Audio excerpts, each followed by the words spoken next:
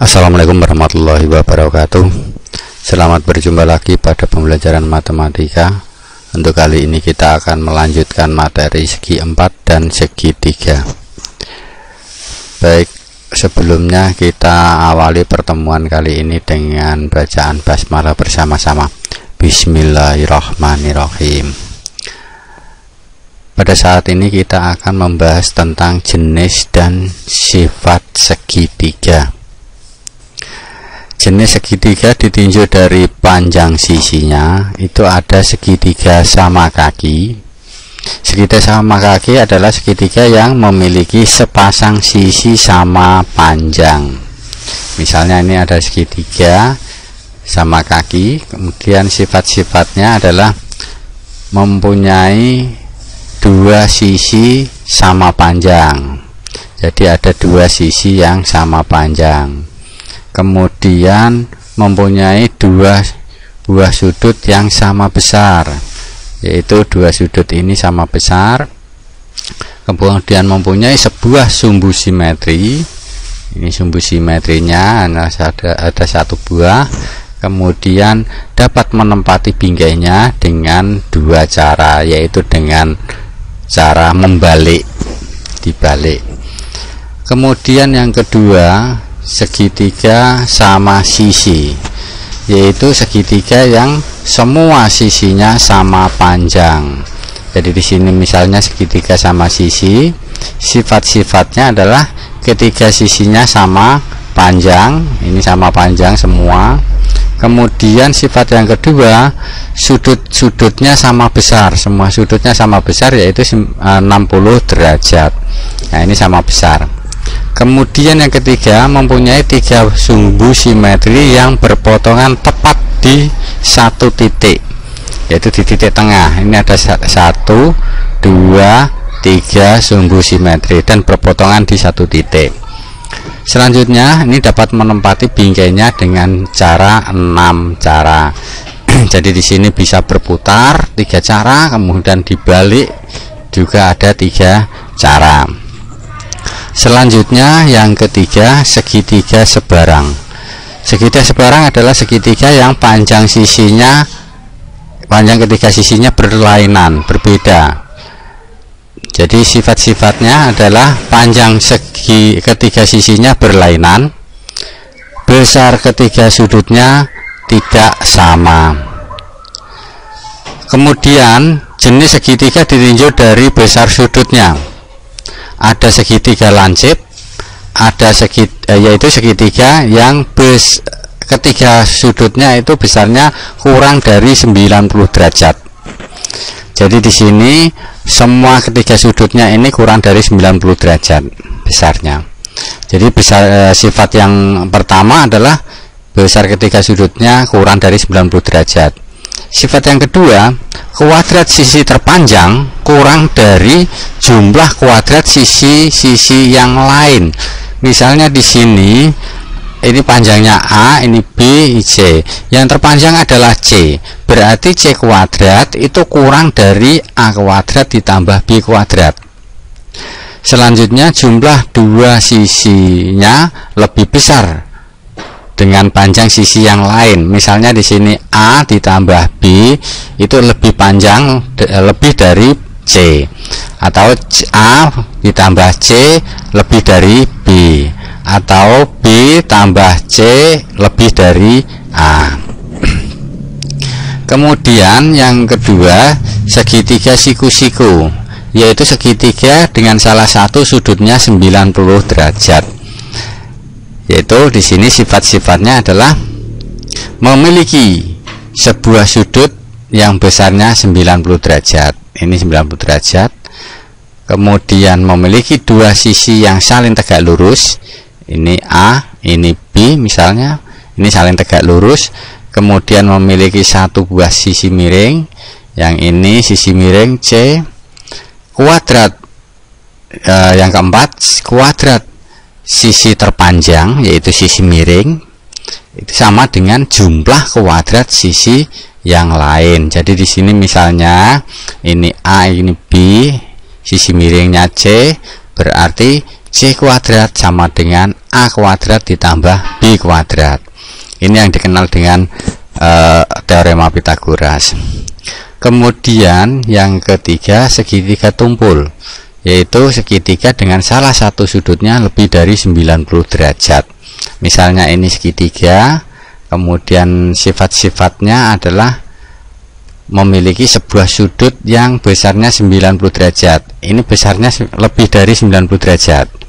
Oke, maka segitiga ini disebut segitiga tumpul. Kemudian kuadrat sisi terpanjang lebih dari jumlah kuadrat sisi yang lain. Nah, ini jadi misalnya di sini A, ini B, C, yang terpanjang adalah C, maka C kuadrat itu lebih dari A kuadrat tambah B kuadrat.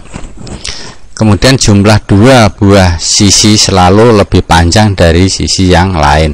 Misalnya A ditambah B itu lebih dari C. Selanjutnya, jumlah sudut-sudut segitiga. Karena segitiga mempunyai 3 buah sudut, nah besar ketiga sudutnya itu sama dengan 180 derajat untuk semua segitiga. Nah, di sini nanti yang kita gunakan sebagai dasar untuk menentukan besar sudut pada segitiga. Biasanya soal-soalnya demikian. Kemudian sudut luar segitiga. Sudut luar segitiga adalah sudut yang dibentuk oleh sisi segitiga dan perpanjangan sisi lainnya dalam segitiga tersebut. Misalnya begini, ada segitiga ABC. Kemudian salah satu sisinya diperpanjang, misalnya sisi AB diperpanjang sehingga menjadi DB. Nah, kemudian di sini sudut BAC ini, sudut ABC dan sudut ACB ini disebut sudut dalam segitiga. Jadi ini A derajat, B derajat, C derajat, ini disebut segitiga sudut dalam segitiga. Sedangkan sudut DAC ini disebut sudut luar segitiga. Jadi di sini adalah sudut luar segitiga. Nah, sekarang besarnya sudut luar segitiga itu sama dengan jumlah dua sudut dalam yang tidak berpelurus dengan sudut luar tersebut. Jadi besar sudut DAC ini sama dengan sudut ABC ditambah sudut ACB. Jadi besar sudut DAC sudut luar itu sama dengan besar sudut ABC ditambah besar sudut BAC, atau besar sudut DAC itu sama dengan B ditambah C derajat. Nah, ini nanti biasanya ditanyakan dalam soalnya. Contohnya, perhatikan gambar berikut. Ini ada sebuah segitiga. Segitiga tersebut adalah segitiga sama kaki. Panjang BC 12 cm, DC 9 cm, sudut BCA ini adalah 30 derajat. Tentukan panjang AB, panjang AD, kemudian panjang AC. Oke, yang kedua nanti besar sudut ini. Yang pertama sekarang BC karena sama kaki berarti BC sama dengan AB. Kemudian DC panjangnya sama dengan AD, maka panjang AB 12 karena sama dengan itu, dan panjang AD adalah 9 sama dengan DC. Selanjutnya, maka di sini untuk mencari panjang AC, maka panjang AC itu sama dengan AD ditambah DC, yaitu 9 ditambah 9 sama dengan 18 cm. Selanjutnya besar sudut BDC. BDC ini adalah siku-siku, maka sudut BDC besarnya 90 derajat. Selanjutnya pada segitiga tadi besar jumlahnya, jumlah besar sudutnya adalah 180 derajat, sehingga di sini sudut CBD ini ditambah besar sudut BCD itu ditambah sudut BDC, ya, ini tambah itu sama dengan 180 derajat, sehingga besar sudut CBD ini itu sama dengan 180 derajat dikurangi jumlah dari itu, yaitu 180 derajat dikurangi sudut BCD kemudian ditambah sudut BDC, yaitu 180 derajat ditambah berapa ini, 30 derajat 180 derajat dikurangi 30 derajat tambah 90 derajat, yaitu 180 derajat dikurangi, ini jumlahnya adalah 180 derajat, diperoleh 60 derajat.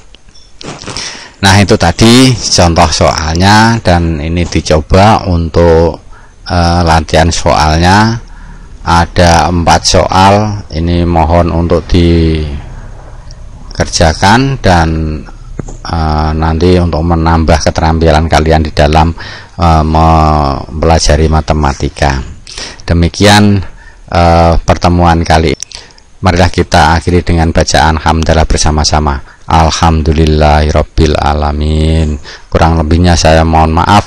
Assalamualaikum warahmatullahi wabarakatuh.